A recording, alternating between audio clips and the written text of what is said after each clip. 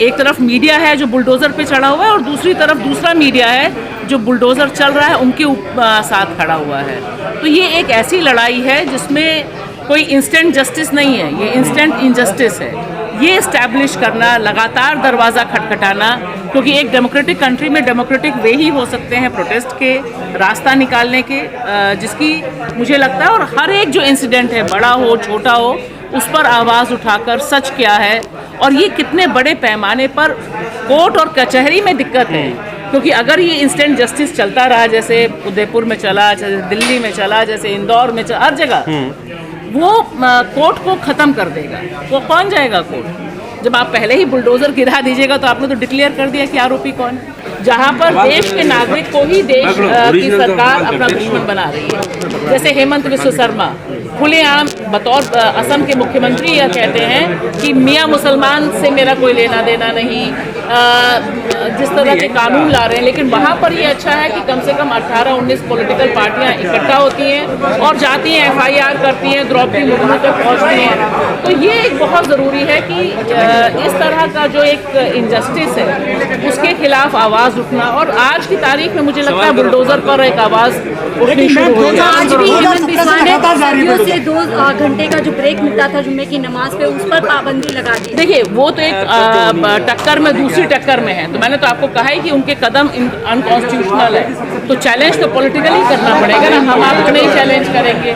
तो वो एक पॉलिटिकल चैलेंज कैसे हो सकता है, कैसे हो पाएगा, ये पॉलिटिकल पार्टीज को सोचना है। और असम में कम से कम विपक्ष की पार्टियां आज की तारीख में सोच रही हैं कि चैलेंज किया जाए। क्या अब आलोचना के आधार पर घर गिराया देखिए, मैंने कहा कि अगर ये खून लगने की बात है, अगर पावर के पास खून लग गया है कि वो किसी भी, जब उसका मन आएगा उसके ऊपर एक्ट हो सकता है, तो कभी वो हाई कोर्ट का ऑर्डर हो सकता है, कभी किसी पर पत्थर फेंकना हो सकता है। कोलकाता में लोगों ने पुलिस के ऊपर पत्थर फेंके, उनके घर पे तो बुलडोज़र नहीं चला। रेपिस्ट के घर पे आरोप लगने पर बुलडोज़र चल रहा है, लेकिन राम रहीम की तो बागपत में कोठी है, उस पर तो बुलडोज़र नहीं चला। तो ये एक डेरा सच्चा वाला, तो ये एक बहुत सेलेक्टिव आउटरेज है। और आज की तारीख में मुझे लगता है देश की जो अधिसंख्य जनता है उसको पता है कि बुलडोज़र यानी क्या। बुलडोज़र यानी अपने विरोधियों से बदला लेना, गरीबों से बदला लेना, मुसलमानों से बदला लेना, और अलग अलग ढंग से बुलडोज़र चल रहा है, अलग अलग फॉर्म्स हैं। मीडिया के ऊपर भी बुलडोज़र चल रहा है, आवाज़ बंद की जा रही है, अलग अलग कानून लाए जा रहे हैं। ब्रॉडकास्टिंग बिल आया था जिसे बड़ी मुश्किल से वापस किया गया, वो भी बुलडोज़र ही है। तो ये मुझे बहुत साफ लगता है कि, और हम सब जानते हैं कि बुलडोज़र यानी क्या है। बुलडोज़र यानी वोट मिलता है बुलडोज़र से, बहुत सारे सत्ता में आते जा रहे हैं। देखिए, वोट मिलता है नहीं मिलता है, ये तो पॉलिटिकल लड़ाई है जो पॉलिटिकल पार्टीज लड़ेंगी।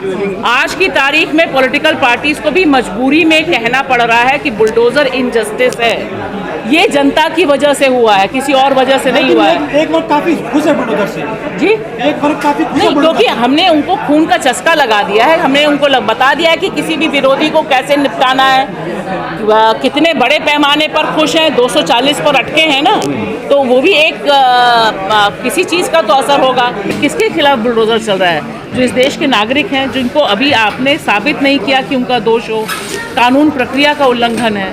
तो ये जो एक कबीलाई सोच है वो चैलेंज करनी मुझे लगता है बहुत ज़रूरी है। वो और ख़ास तौर से जो different social media, YouTube platforms हैं, क्योंकि उनकी रीच आज की तारीख में ज़्यादा है मेन स्ट्रीम मीडिया से। पर ये जो कहा जा रहा है कि विपक्ष मजबूत हुआ है, कहाँ मजबूत हुआ है? कहीं भी विपक्ष खड़ा हुआ नहीं दिखता है जब बुलडोज़र चलता है। जो काम पहले हो रहे थे वो आज हो रहे हैं। देखिए, आज की तारीख में कम से कम मध्य प्रदेश की घटना के बाद कांग्रेस सड़क पर आई और कांग्रेस को बोलना पड़ा जब उनके अपने नेता के ऊपर पड़ा। लेकिन मेरा मानना है कि अगर उत्तर प्रदेश में चल रहा है तो वहाँ विपक्ष की पार्टी है अखिलेश, समाजवादी पार्टी, बसपा है। वहाँ जाकर हमें आपको पूछना ज़रूरी है कि आप इस समय चुप क्यों हैं। अकबरपुर जब गिर रहा था तब समाजवादी पार्टी और कांग्रेस क्या कर रही थी वहाँ पर? ये अकाउंटेबिलिटी, क्योंकि इसकी फाइट आज की तारीख में सिर्फ न्यायपालिका पे भरोसे पे नहीं छोड़ी जा सकती है। अब ये दूसरी जगहों पर मदरसे क्यों खोले गए? स्कूल मदरसा दोनों चीज खोले जाते। स्कूल और मदरसा दोनों चीज़ खोले जाने चाहिए थे। ज़रूरी नहीं था कि मतलब खाली कुरान का होता। अल्लाह के नबी ने कहा 1400 साल पहले कि अपनी तालीम पाने के लिए तुम्हें कहीं तक भी जाना हो, चीन तक जाना हो तो तुम्हें जाना होगा, लेकिन तालीम पाना होगा। ये नहीं कहा कि खाली तुम कुरान पढ़ो, खाली नमाज़ पढ़ो, बल्कि ये कहा कि हर तरह की तालीम पाओ और जितने कामयाब हो सको उतने कामयाब हो। ये नहीं कहा कि खाली मदरसे खोल कर बैठ जाओ। ये हमारे मौलानाओं की गलती है। बस ये है कि अनपढ़ रहे, उनको भी एक बहुत ज़्यादा एक धंधा हो गया ना। अगर पढ़ लिख लेंगे ना तो सब अपने हिस्सेदारी जानेंगे, अपनी उसको सवाल करेंगे, अपने हर चीज़ को जानेंगे कि हमारा हक क्या है, हमारा अधिकार क्या है, हमें करना क्या है। वही कहाँ कुछ करते हैं। सबकी यही साजिश है कि हमें जो है ना एक आम तरीके से तमाम भारत के लोगों को गुलाम कर दिया जाए। तमाम आम जनता ही गुलाम होगी, बड़े लोग कहाँ गुलाम होंगे, पैसे वाले कहाँ गुलाम होंगे। वो तो यहाँ ना सही तो बाहर निकल के बैठ जाएंगे, कहीं चले जाएंगे। कोई बात नहीं, विरोधी बता दिया जाएगा, हमारे ऊपर फतवा लगा दिया जाएगा। मेरे पास मकान ही नहीं है जो तोड़ा जाएगा। मैं मकान में ही नहीं रहती, मैं तो दूसरों के मकानों में रहती हूँ। नहीं, कांग्रेसी नेता का घर गिरा दिया गया। मैं ये कह रही हूँ, घर तो ऐसे ही गिरा दिए जाते हैं, कोई थोड़ा सा बोल जाए तो गिरा दिया जाता है, कोई किसी के अतीक को मार दिया जाता है।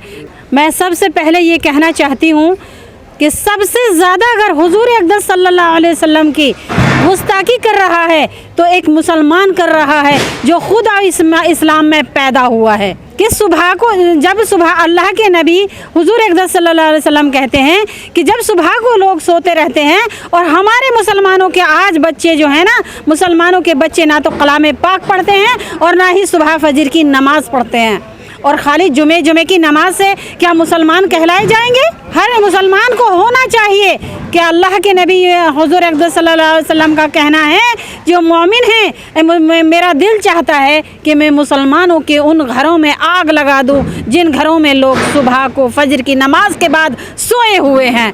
क्योंकि अल्लाह के नबी हुजूर अक़दस सल्लल्लाहु अलैहि वसल्लम ने हिंदुओं के घरों को क्यों नहीं कहा? क्योंकि वो अनजान हैं, वो जानते नहीं हैं। अगर अल्लाह के नबी हुजूर अक़दस सल्लल्लाहु अलैहि वसल्लम तुमसे ये कहते कि किसी का घर जला दो, किसी के मतलब वो पुलिस थाना जला दो या कोई चौकी जला दो, क्या तुम अपने घरों को देख रहे हो? तुम्हारी बेटियां अगर रास्ते में चलती हैं तो सर खोल लेती हैं, जबकि औरतों का सर खोलना बहुत बड़ा गुनाह है। जब हम मजबूत ईमान होंगे और हमारी हर रोज़ मस्जिदें, घरों से निकल के हम मस्जिदों में जाएंगे, हमारे बच्चे नमाज़ पढ़ने जाएंगे, सुबह को कलाम पाक पढ़ के घर से निकलेंगे। किसी की हिम्मत नहीं, हमारे नबी की तो क्या, अगर हमारे किसी बुजुर्ग के खिलाफ भी एक आवाज़ उठा सके। आज से 1400 साल पहले अल्लाह के नबी हुजूर अक़दस सल्लल्लाहु अलैहि वसल्लम जब घरों से निकलते थे अल्लाह के नाम को बताने के लिए, अल्लाह वालों को ये समझाने के लिए कि मतलब तुम अल्लाह के बंदे हो, उस वक्त भी ये लोग उनको पत्थर मारा करते थे। उस वक्त भी वो ज़ख्मी होने के बाद भी अल्लाह के नबी ने ये नहीं कहा कि मैं इनको हलाक करा दूँ या इनको वो करा दूँ,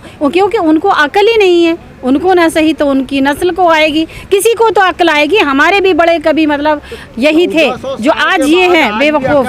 मकसद ये है कि इस्लाम को टारगेट करना, मुशरिकों का मकसद यह है कि इस्लाम को टारगेट करना, और इनके बस की और कुछ बात तो है नहीं, और कुछ तो इनके बस की है नहीं। बस यही है कि मतलब किसी भी तरीके से अपना कोई वो छुपाने के लिए इस तरह से कोई बोलेगा, सारे मीडिया वाले तो वो जो है ना अल्लाह के नबी की शान में गुस्ताखी करके वो अपने आप को बड़ा बनाना चाहते हैं, जबकि उनकी औकात है ही नहीं।